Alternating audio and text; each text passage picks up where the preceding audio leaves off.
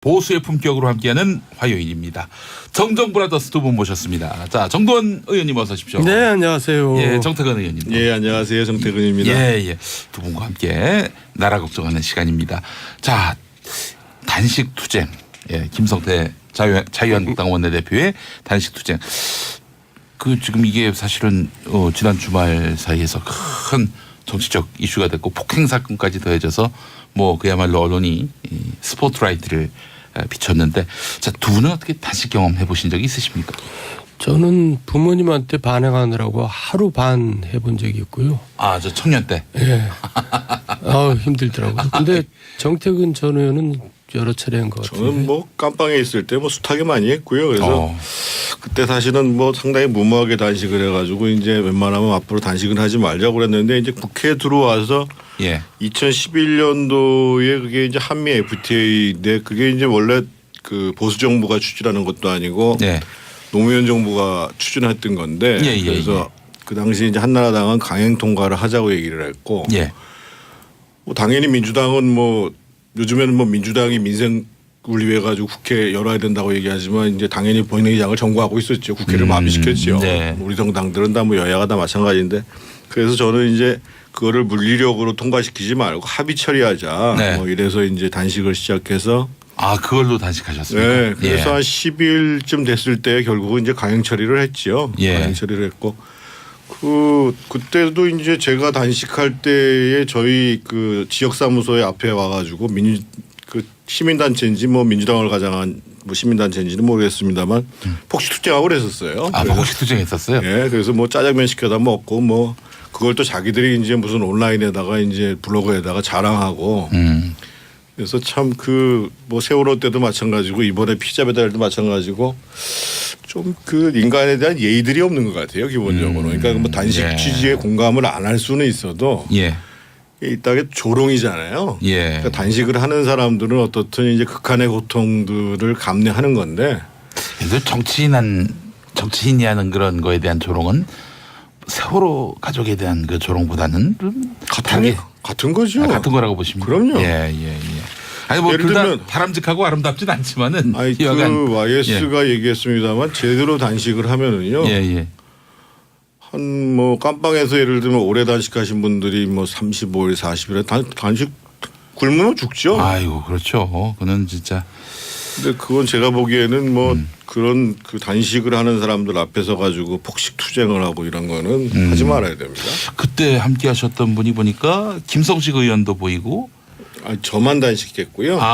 여기 사진을 같이 찍으신 거군요. 그 당시에 이제 저뿐만 아니라 저희 한나라당뿐만 아니라 민주당의 김성곤 의원 이런 분들 그 당시에 이제 중도적 그게 지금 선진화법을 만들게 된 계기인데, 그래서 양당에서 이제 국회가 더 이상 동물 국회가 돼서는 곤란하다라고 하는 분들이 이제 단식은 저만 하고 같이 와가지고 이제 농성들을 같이 해주시고 그랬죠. 우리 저기 정도 선배님도 같이 해주셨고. 사진 찍는 일도 하시고. 예. 사진이요? 사진. 그러니까 이제 단식은 혼자 하시고 다른 분들은 오셔서 사진 찍으시고. 아니, 아무래도 아니, 거기 국회 의원회관 입구에서 하니까 이게 국회 선진화를 하기 위해서 그러니까 국회가 이제 더 이상 동물 국회를 계속하면 안 된다고 하는 여야 의원들의 모임이 있었어요. 네. 그래서 사실은 그런 단식으로 인해서 국회 선진화법이 만들어진 거 아닙니까? 그때만 또 지금 식물 국회가 됐잖아요. 예. 그러니까 어떤 싸움 없는 국회로 만들어 보자라는 그런 취지가 그때 정태근 의원님의 단식 투쟁이 아니었나 하는 생각이 드는데, 자, 김성태 원내대표 이 단식 투쟁 어떻게 봐야 하는지, 또 깁스까지 했어요. 폭행당한 이후로. 이 두 분은 이 상황을 어떻게 보셨습니까? 그러니까 단식 투쟁이라는 것은 목숨을 걸고 내가 이거를 관찰하겠다는 건데, 이제 뭔가 느낌이 그래요. 국민적으로 아니면 적어도 보수 진영에서 저거는 정말 필요한 일이니까 우리가 밀어줘야겠다, 그런 공감대는 없는 것 같아요, 솔직히. 조금 이렇게 뭔가 부족해요. 10% 부족하고. 그러니까 이게 뭐가 안 맞아요. 당시 투쟁한다는 게 지금 뭐가 안 맞아요. 그래서 그 이유가 뭔가 저도 이렇게 생각을 해봤는데, 어쨌든 야당에 대한 전체적인 불신 때문에 그런 것 같아요. 야당에 대한 불신.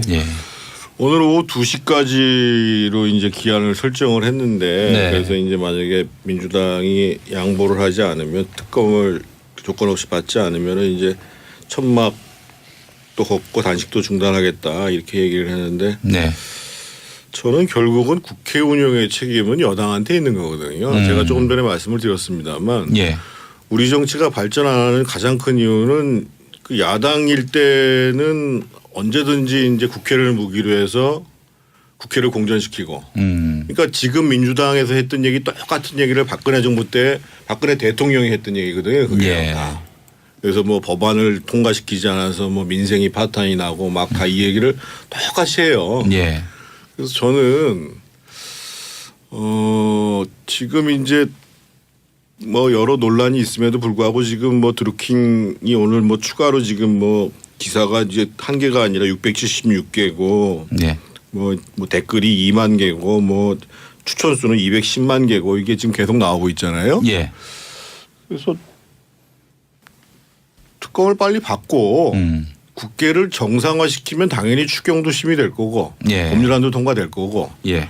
다만 제가 말씀드렸던 것처럼 판문점 선언 같은 경우에는 좀 그 정부에서 이행 계획에 대해서 좀 같이 제출해 주면 예. 뭐 그것도 충분히 논의할 수 있는 거죠. 그래서 제일 좋은 방법은 특권 받고 국회도 정상화하는 거죠. 정상화. 네. 그래서 조건을 거는 게 아니라. 여당도 뭐 특검은 받긴 하는데 몇 가지 이제 조건을 단 게 있어요. 예.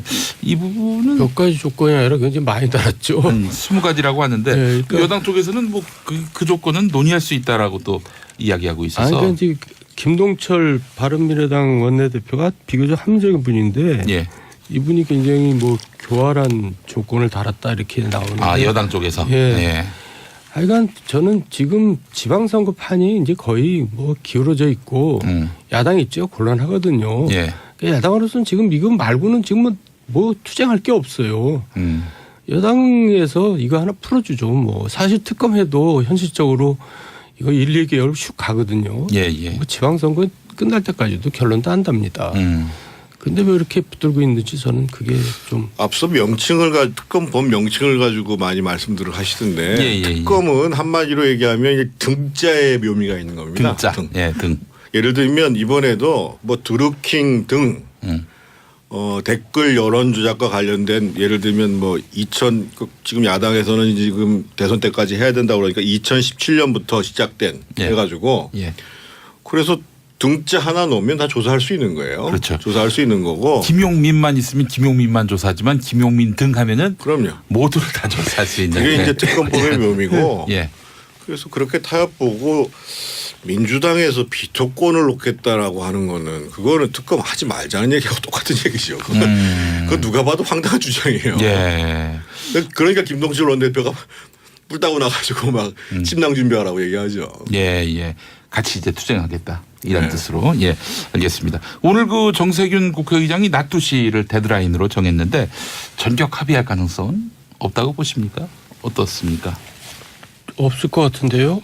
지금 여당 입장이 뭔지 모르지만 강경해요. 네. 그런지 그게 자만심에서 오는 건지 아니면 진짜 특검하다 보면 무슨 일이 날 것 같아서 그런 건지 하여간 왜 이렇게 강경한지 모르겠어요. 그 측면도 있고요. 예. 지금 이제 원내대표가 교체 시기잖아요. 예. 그러니까 이제 재량권을 가지고 하기가 어려워요. 그러니까 예를 들면 우현식 대표는 지금 마감해야 되는데 혹시나 이 결정을 해가지고 내가 나중에 후환을 입는 게 아니냐라고 주저할 수도 있고. 예.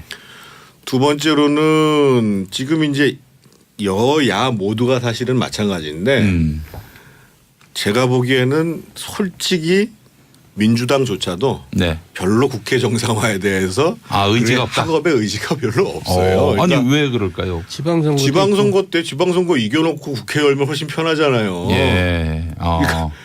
그러니까 지금 추경 자꾸만 말씀하시는데요.